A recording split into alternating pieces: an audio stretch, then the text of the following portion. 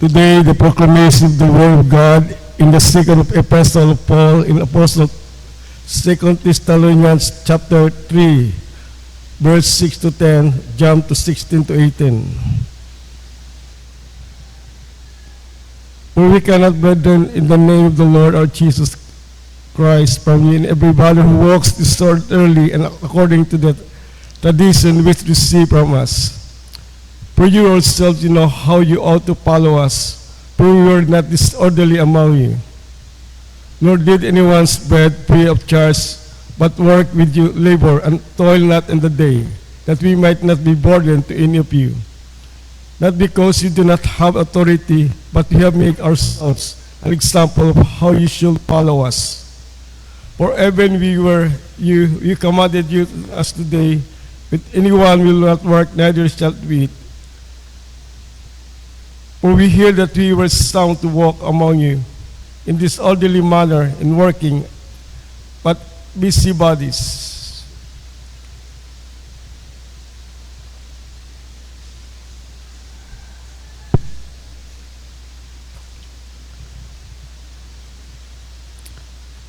In 16 to 18, now may the Lord be peace himself give to peace always in every way. The Lord be with you all. The salutation of Paul with my own hand, which the sign in every epistle. The grace of our Lord Jesus Christ be with you all. Amen. The word of the Lord. Thanks be to God. Please stand for our responsorial psalm, Psalm 128. Our response is, blessed are those who fear the Lord. Altogether, response, blessed are those who fear the Lord. Blessed is everyone who fears the Lord, who walks in his ways. When you eat the labor of your hands, you shall be happy, and it shall be well be with you. Response, Blessed are those who fear the Lord. behold, thus shall the man be blessed, who fears the Lord. The Lord bless you out of Zion, and may you see the good of Jerusalem all the days of your life. Response, Blessed are those who fear the Lord. glory be to the Father, and to the Son, and the Holy Spirit, As it was in the beginning, is now, and ever shall be, world without end. Amen.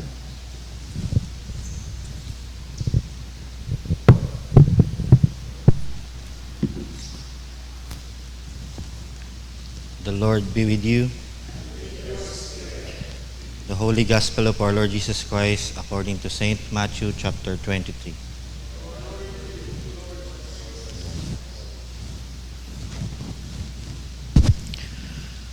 Woe to you, scribes and Pharisees, hypocrites!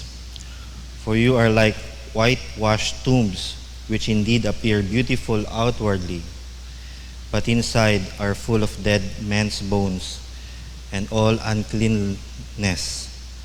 Even so, you also outwardly appear righteous to men, but inside you are full of hypocrisy and lawlessness. Woe to you, scribes and Pharisees, hypocrites!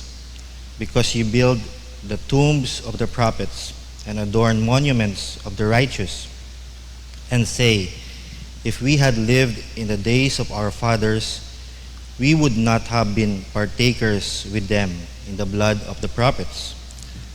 Therefore you are witnesses against yourselves, that you are sons of those who murdered the prophets. Fill up then the measure of your father's guilt. The Gospel of the Lord. Pwede kita magpungko. Today is the last day of the woes na pinagsasabihan yung mga scribes and the Pharisees.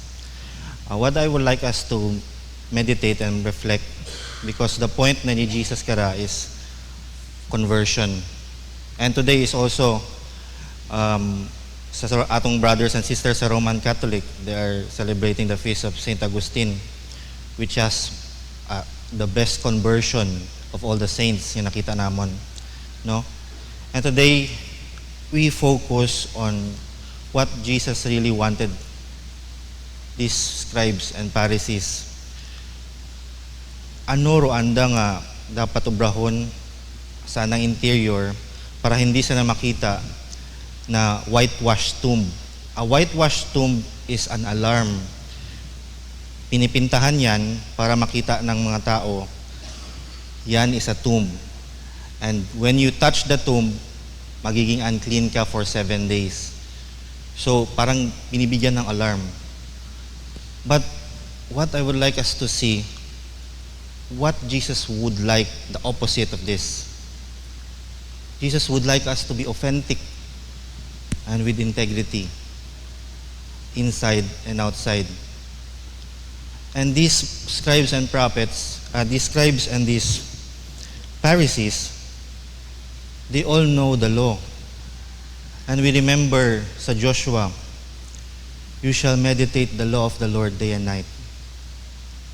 When you begin to meditate the law of the Lord, when we begin to just like David and say that, Lord, I just want to be in your house 1,000 days, then 1,000 days,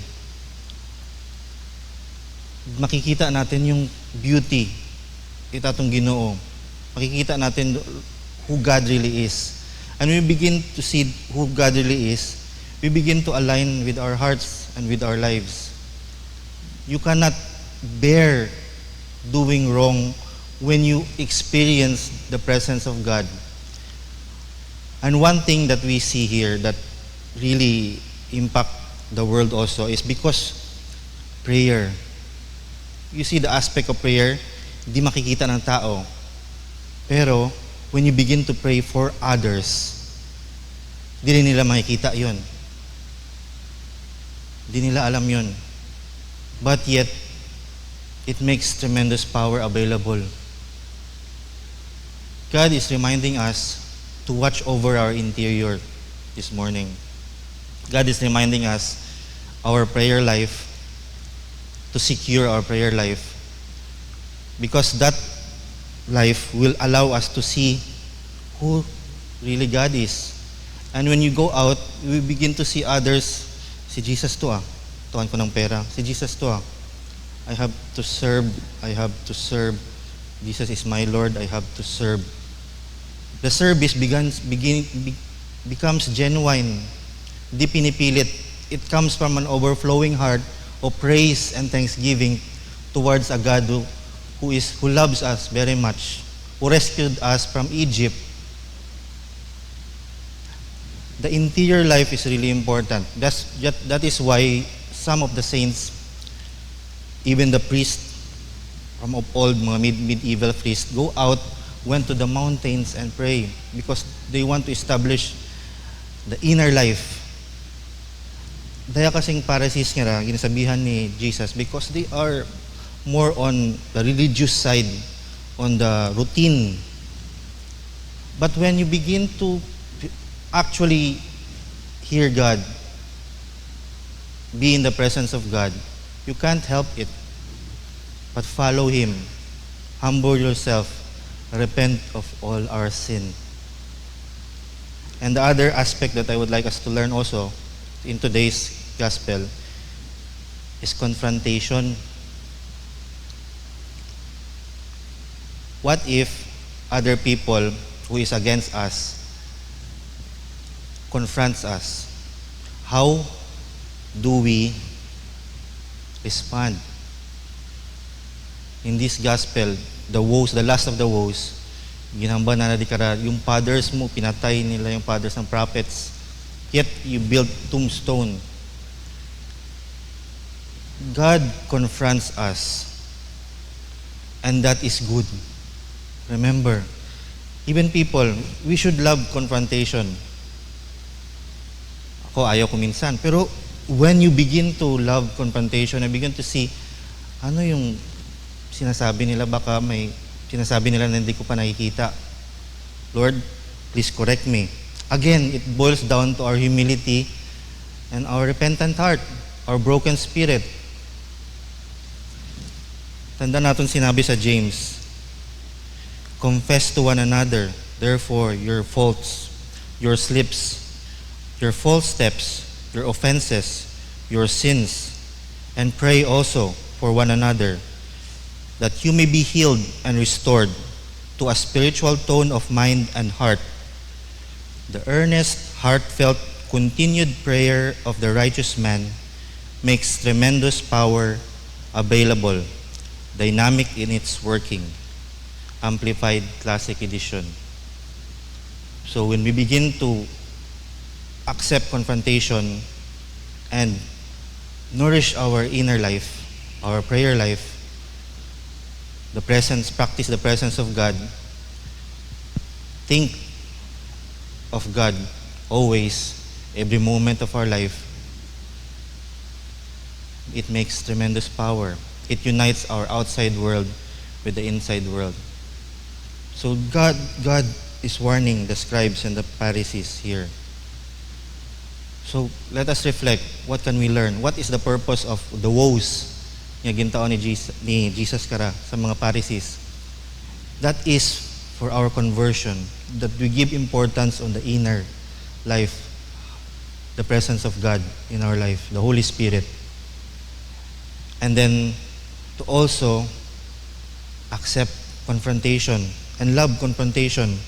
Okay, sige, let's talk. I really want to learn. I really also want to say something. We now speak because our inner life and our outside life becomes united. Again, it is the focus. It's all about Jesus. We can say, I want to help others also, but it's not because of others. Remember, it's all about Jesus. Your life is all about Jesus. Our praise is all about Jesus. Our mission is all about Jesus. Everything that we do is all about Jesus. And to Him be the glory, the honor, and the adoration. In the name of the Father, the Son, the Holy Spirit. Amen.